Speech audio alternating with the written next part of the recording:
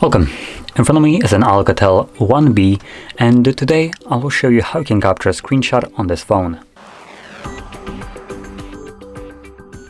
So, to get started, you want to open up content that you wish to capture. I'll be using home screen as an example for this, so it's already open and visible on my display.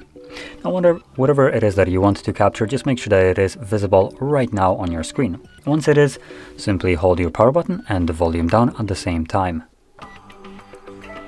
You have a sound along with the pop-up.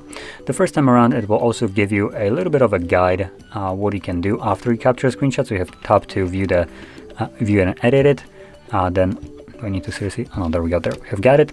Then I have tap to start scrolling, which allows you to capture a scrollable screenshot. Now you can see here it is grayed out because there's nothing to really scroll down on the home screen on.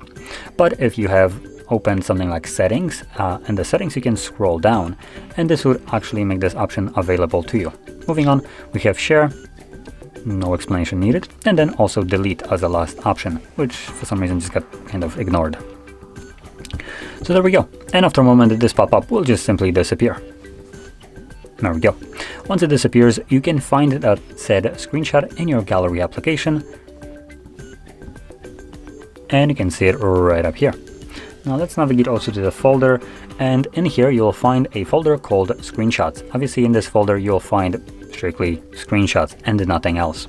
So it's an easy way to find screenshots that you might have captured some time ago and you just want to come back to them.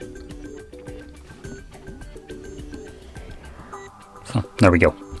Anyway, if you found this video helpful, don't forget to hit like, subscribe, and thanks for watching.